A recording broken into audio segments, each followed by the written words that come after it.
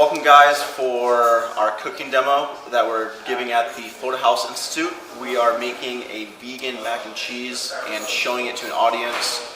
It's a really simple recipe and I really think you're going to love it. Yeah, we're going to be hinting a little bit on how to reduce your carbon footprint by eating more plant-based foods and eliminating more animal products from your diet. The Florida House Institute is an amazing center that is completely off the grid and self-sustainable. They use solar energy to power this house here, and there's an amazing farmers market outside too, and there's tons of booths and vendors and green booth set up that everyone is talking and growing the health conscious movement here. It's truly an amazing place, and we are blessed to be able to have this opportunity to cook here.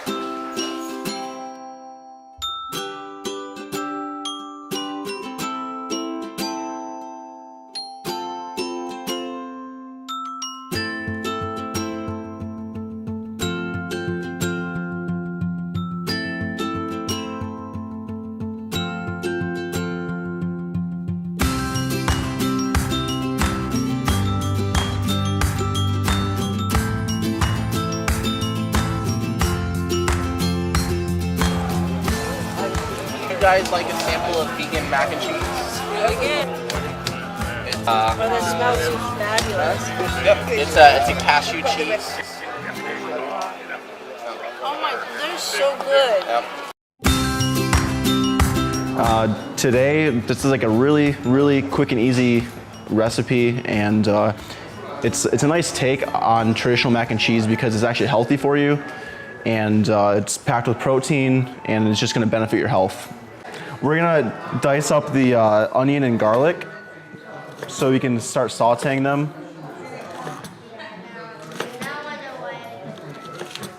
So it's kind of interesting that onion is actually used to make a cashew cheese sauce.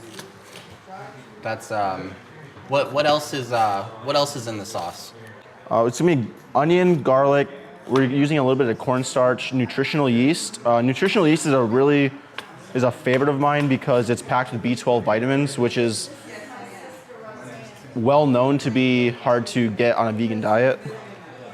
Part of that's just in the world we live in.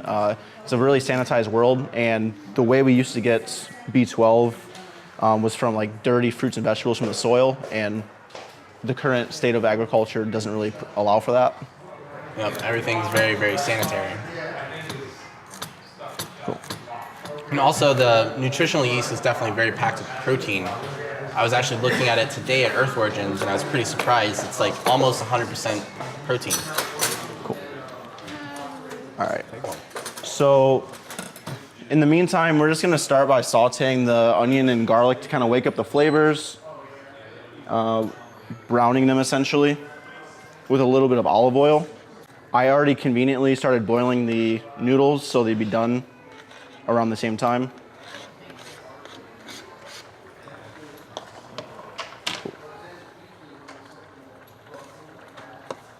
Cool. All right. So the noodles have about a minute and a half left, and in the meantime, the recipe calls for 2 tablespoons of nutritional yeast, which I already measured out, a cup of cashews, a tablespoon of cornstarch,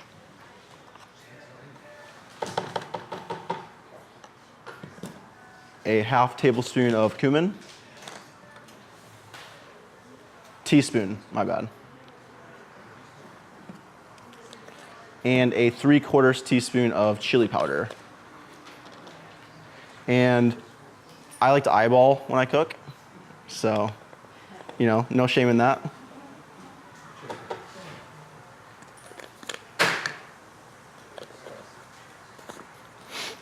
Okay. And then we're also going to use a vegetable broth. This adds a ton of flavor to it. I started using this with my quinoa, and definitely recommend it.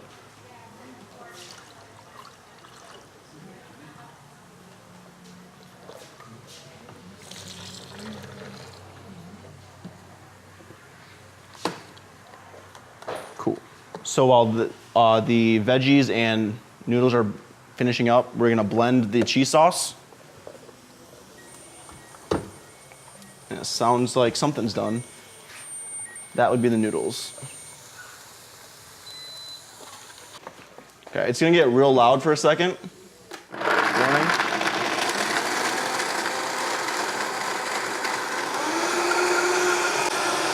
Can you give me the strainer?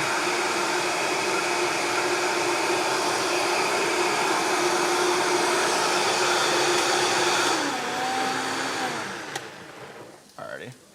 Now the cheese sauce is complete, we're just gonna strain the noodles and set them aside.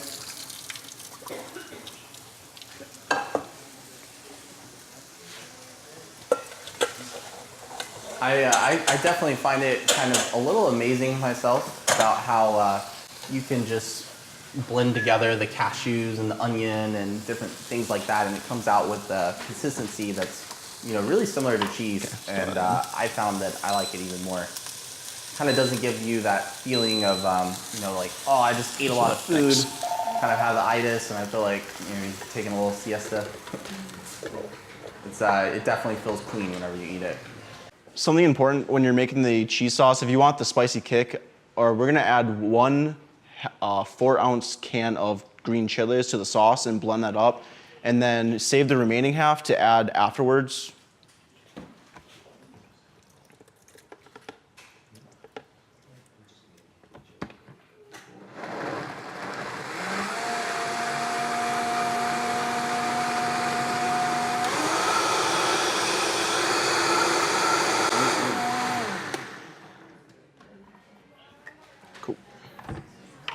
All right, so our cheese sauce is done. We're gonna combine it with our quinoa noodles. And you can see it comes out a nice creamy texture. And then we'll top it off with some green chilies and mix it all up.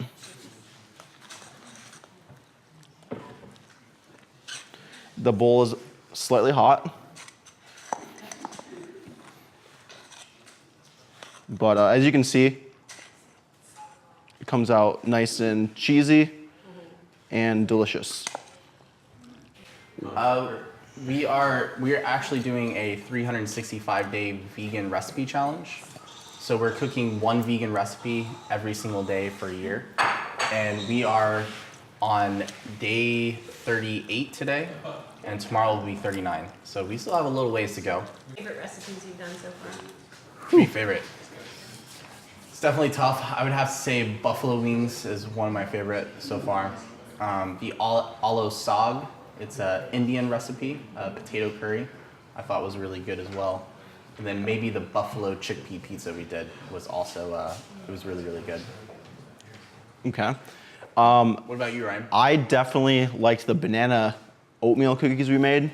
It's literally a 2-ingredient cookie and takes like 15 minutes to make because of the baking, but it's super simple. It's literally mashed up bananas and oatmeal, and then you can add any kinds of additional flavors like cinnamon or like vanilla to it, chocolate chips, peanut butter, and I like them a lot because it's so easy and simple, and you can make a lot of it at a time, and you know, it's always fun to be the guy bringing food places because, you know, everyone loves that guy. Everyone loves food. And let's see. I really like the buffalo chicken wings we made from tempeh. Yeah, really, really good. The texture does a really good job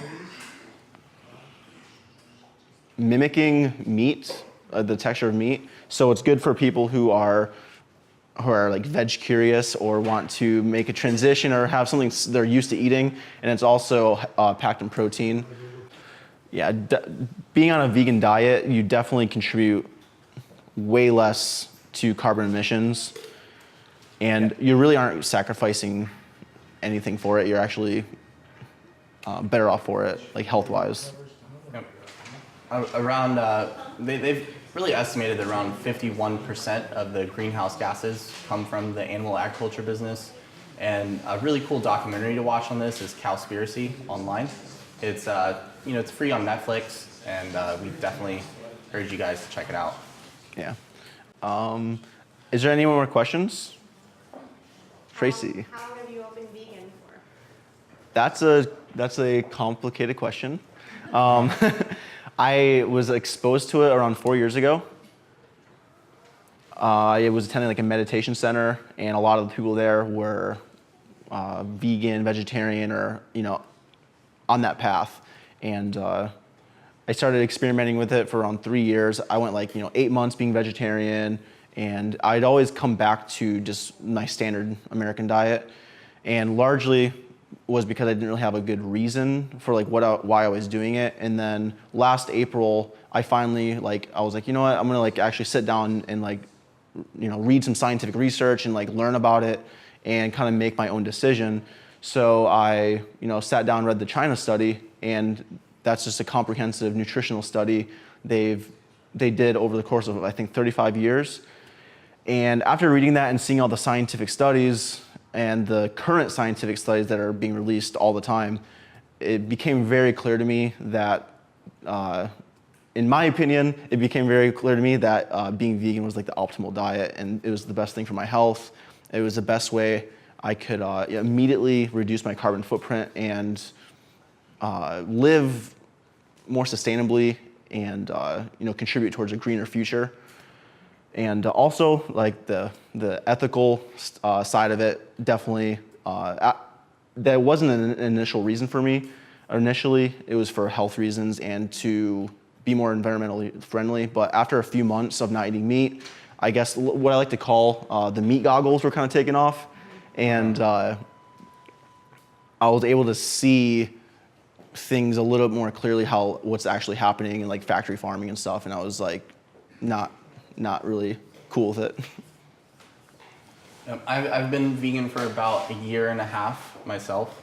Actually, the very first month that I moved here to Sarasota, I went vegan. So maybe Sarasota has a little effect on you in that way. It's definitely one of the most beautiful places in the world, and I absolutely love it here, and I'm glad to call it my home. But I did see a lot of the documentaries as well. Cowspiracy, Earthlings, and Forks Over Knives definitely influenced my decision to go vegan. And the more recent What the Health, I think, is a really amazing documentary that really shows you a lot of information about it. Yeah. Do we have any vegans in the audience? All right. About half. What's that? We got 50%. Yes. It's the rare occasion. Yeah. And I know another one just walked in. Yep. But any more? Yeah, any more questions? No? All right. I can go ahead and pass these around again. We have plenty, so take seconds or thirds. This is our volunteer Naomi as well. She definitely came in really helpful today. Yeah. I was actually kind of curious though, like what was your like reason for going vegan and all that? My reason was I met some vegans. I do theater, or I used to do theater, and I was always told you need protein. But you never hear of Americans actually saying they have a protein deficiency. So I started researching, and I came across Earthlings, and I bawled for about 4 hours straight. And that I was vegan overnight. I threw out everything in the fridge that was not vegan, and I've been vegan for about a year and a half now. What is feeder? Theater? Oh, theater. Got it. Okay, cool. Well, yeah, definitely thank you guys for coming out and watching our cooking demonstration, or maybe stumbling upon it at this Earth Day Festival. And we definitely check out our YouTube channel. It's Vegan Growth Video, and we will have tons of recipe videos you guys can see that can help reduce your carbon footprint in this world and are definitely very healthy and nutritious. And if any of you guys are interested, we have t-shirts right here for sale. They're $20 each, and we have all kinds of different sizes. So thank you guys for coming out. All right. First, you have to be